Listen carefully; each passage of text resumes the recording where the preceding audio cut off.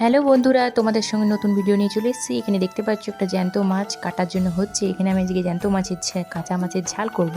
সেই জন্য সর্ষে, পোস্ত আর লঙ্কা দিয়ে এখানে একটা সুন্দর স্মুথ পেস্ট তৈরি করে নিলাম।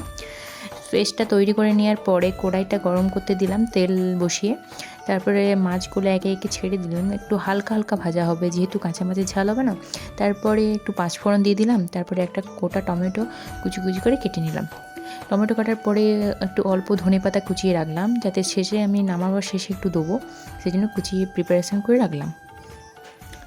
তারপরে ওই গরম তেলের উপরে কাঁচা টমেটো আর কাঁচা লঙ্কা ছেড়ে দিলাম। একটু ভাজা ভাজা হয়ে যাওয়ার পরে তারপরে আমি সব উপকরণগুলো দেবো। ভাজা হয়ে গেছে, ভাজা হয়ে যাবার স্মুথ পেস্টটা দিয়ে দিলাম। তার উপরে অনেক মশলা দিয়েছিলাম, হলুদ গুঁড়ো, ধনে গুঁড়ো, কাশ্মীরি মির্চ অনেক কিছু দিয়েছিলাম। তারপরে এটা নাড়াচাড়া করে নিলাম ভালো করে।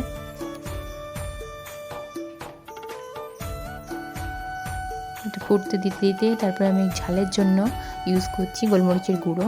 তারপরে ঘরোয়া পদ্ধতিতে ফেটিয়ে রাখা টক দই দিয়েছিলাম। টক দই না দিলে তো এই রান্নাটা কোনো অসম্পূর্ণই রয়ে যাবে। তারপরে ভালো করে ফুটছিল, ফুটতে দিয়ে আমি মাছটা যখন দিচ্ছিলাম না তখন ভিডিওতে তুলতে ভুলেই গেছিলাম। দেখো, এই রান্নাটা গরম ভাতে কিংবা রুটির সঙ্গে খুব ভালো লাগবে। তোমরা একটু ট্রাই করে দেখবে। যদি ভালো লাগে ভিডিওটা তাহলে লাইক অ্যান্ড সাবস্ক্রাইব শেয়ার করতে ভুলো না। পরের ভিডিওর জন্য ওয়েট করো। টাটা।